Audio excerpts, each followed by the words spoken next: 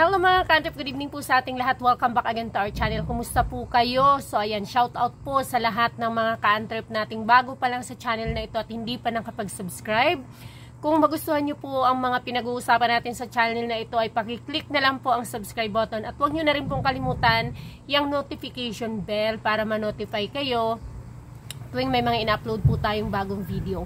So ayan, may pag-uusapan lang po tayong importante na kumbaga talagang nakakaano siya, no, nakakabilis ng pintig ng puso at nakakabilis ng paghangat ng ating blood pressure as mga shop owners. Ito yung mga gusto kong maintindihan ng mga iilang mekaniko kasi may iilan lang naman yung hindi nakakaintindi ng mga ganito eh. Usually yung nagsasabi ng mga ganito is yung hindi rin naman talaga mga mekaniko kasi hindi nila alam yon.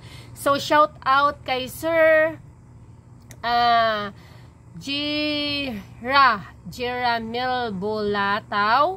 Ayan, regarding ito doon sa sa pinag-uusapan nating about sa labor at kung may party ba ang shop or kung magkano ba ang party ng shop or dapat bang may party ba ang shop sa labor ng mga gawa ng mga mekaniko may lamok. So sabi niya dito, syempre kasi yung may-ari ng store nahingi pa, dapat di na kasi nahingi yung may-ari ng store.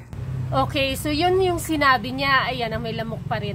So gusto ko lang pong maintindihan ninyong lahat kung bakit 'di ba palagi ko nang ini-explain ang side ng mga shop owners kung bakit kailangan ng mga shop owners na kumuha or may parte doon sa kinikita ng labor ng mga mekaniko. Very basic. Number 1, yung tools. Maintenance ng tools. May lamok. Maintenance ng tools. Hindi habang buhay yung mga tools na yan. Palaging ginagamit yan. Masisira, mawawala. Basic itong reason na ito. Alright? Number 2, mag-upgrade ka ng tools. Diba? Kung dati basic lang mga tools, paano yung aligning wheel mo? Mag-upgrade ka ng iyong compressor. Diba? Air tacker. Bala ng tacker. Diba? Bala ng sander, cutting disc, sanding disc, 'di ba? Mga ano ba tawag dito? What do you call this? Barina, yung mga pang-retread, 'di ba? Yung mga tools, small lifter. Sooner or later, big lifter, 'di ba? Tubeless machine. Diba? Kasi pag nag-start tayo, pag maliit pa lang tayo, hindi ka naman bibili ka agad ng malaking compressor. Kasi medyo mahal siya.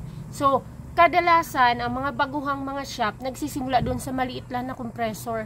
Kami, may maliit kaming compressor nung nagsisimula. Since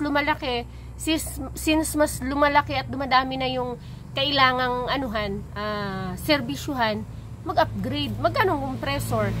Diba? Paano yung mga basic na mga grinding compound, yung mga ganon. Welding rod, welding machine, 'di ba? Paano 'yun? Ano 'yun? Thank you na lang lahat 'yun. Permits nga pwede nating hindi sama sa basic 'yan eh. Kasi later on pa 'yan. Later on kami ang nagkakargo ng permits, pati nga tax ng mekaniko. Kami ang nagbabayad kasi sino man lang yung 20%, 30% na hinihingi ng mga mekaniko. Yung iba nga 40, diba? 40, 60, 60, 40. 40% ang kinukuha ng shop owner. I suppose dahil malaki na rin yung tax na mga binabayaran nila. Shoulder yun ng tax ng shop owner, yung taxes ng mga mekaniko. Sila ang nagbabayad, sila kumbaga sumasagot.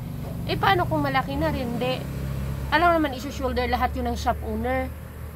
'Di ba? Lugi lang ang inabot niya doon. 'Di ba? Welding rod. Pag may mga bunuting mga bolt, mga bearing, bushing. 'Di ba? Ano yun? Ililibre. Kuryente nun. 'Di ba? Cutting disc, madalas yan. Alam nga naman, bigay lang ng bigay yun ng shop owner. Abono lang siya ng abono. lugi lang inabot niya. Shop kasi sa different na yan na ano, business compare sa store. Lalo na kapag i-required ka na ng ano, DTI permit. Yan yung mga mindset ng mga iilang mekaniko. Kaya hindi rin sila nagtatagal sa isang shop dahil sa hinayang sila na magbigay ng porsyento doon sa may-ari ng shop, doon sa kinikita nila. Pero hindi nila inisip kung gaano kalaking kadaming customer ang balik nun sa mga ganong mga kagamitan at serbisyong pwedeng maibigay ng shop owner sa mga customers. Diba? Sila din ang gagawa nun. Sa isang motor shop, sa isang shop, pag may tubeless machine ka, dumadami ang nagpapakabit sa'yo ng tubeless na tires. So, dumadami ang gawa nila. Diba? Pag may mga tools ka na mga special tools, diba? Pag may special tools ka, mas madali ang trabaho nila. Hindi mo na pahihirapan yung mga mekaniko mo. Diba? Simpleng star, allen bolt, ganyan. Oh, nawala, kakailang wala na ba kami niyan? Sira, diba? Oh. Abunuhan lang ba yun ng shop owner? Mga tools, palaging nawawala ang mga tools. Yun ba yung maraming maghiram-hiram mo na, hindi ko alam kung binabalik. Siyempre, hindi mo naman kailangang ano yun, bantayan. Hindi rin naman nababantayan ng mga mekaniko yun, lalo na kung busy, diba? So, ano gagawin doon? Yung cutting disc, diba? Mga grinding compound, yung mga bagay-bagay na mga maliliit. Bahala ng tacker, diba? Yun nga lang yung ano yung nozzle nga lang ng compressor, nasisira din hose ng compressor, nasisira. Ang mahal-mahal ng hose ng compressor. Pag natalsikan niya ng nagwi-welding, butas na yan. Gugupit ka na naman. Take it from our experience, sir. Sa experience po namin yan. Karamihan sa nagsasalita ng mga ganyan is yung hindi naman talaga alam, kumbaga hindi na sa ground. Hindi nila alam yung totoong operation at nangyayari sa isang shop. Para ganun-ganun na lang sabihin na kasi nangihingi pa ang shop ng ang shop owner ng parte dapat wala na. Dapat wala na.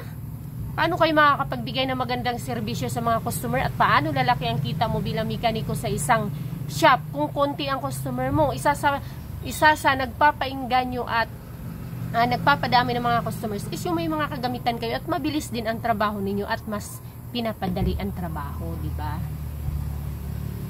Diba? O, from rim ka na aligning wheel, mag-upgrade ka ngayon to aligning wheel talaga. Ganun lang naman yun Diba? Bakit hindi maintindihan yung ganun kasimple? Another one, pinaka-basic, renta. Diba? Renta. Saan kukunin ang renta? Diba? Yun lang po yun. Madaling intindihin. So, sa mga nagdadamot ng mga mekaniko na ayaw magbigay ng porsyento dahil iniisip nila na sila lang magpapalakas ng shop. Dahil kung wala sila, hindi lalakas ng shop. Kaya ayaw nila magbigay ng porsyento. Sino din ang mawawalan, diba? Kung mag-aasa ka sa on-call or magsa-shop ka ng sarili mo, pero konti naman ang dating ng customer. Ang mga pupunta sa'yo, mga kakilala, kung paano kung konti, paano kung mas marami yung pupunta dun sa shop mismo kasi may piyesa na may mekaniko din naman doon, di ba? I-remind ko lang po sa inyo, mga ganyang mindset ng mga mekaniko, sila yung mga hindi nagtatagal sa shop at sila yung walang permanenteng napapasukang shop at sila yung nauuwi sa mga pa-on-call na lang. Personally, may kakilala ako, mga kilala ko. And then, babalik dito, sabi gustong bumalik, no na. Kaya, wala na rin silang permanenteng napapasukan. Yung mga ganong mindset ng mga tao na hindi iniisip yung yung totoong nangyayari, yung operation yan, diba? So, yun lang po. Yun lang yung kung intindihin nyo at napaka-basic na dapat nyong basihan kung bakit may parte dapat ang shop. It could be 60-40, 30-70, 70-30, or 20-80, 80-20. Dahil marami pong pinagkakagastusan din ang shop na kailangan nung kita nung shop din mismo. para mapunan yung mga kailangang gastusin doon sa shop. Yun lang. See you on my next video. Thank you very much. Sana ay nalinawan po kayo, sir. Bye!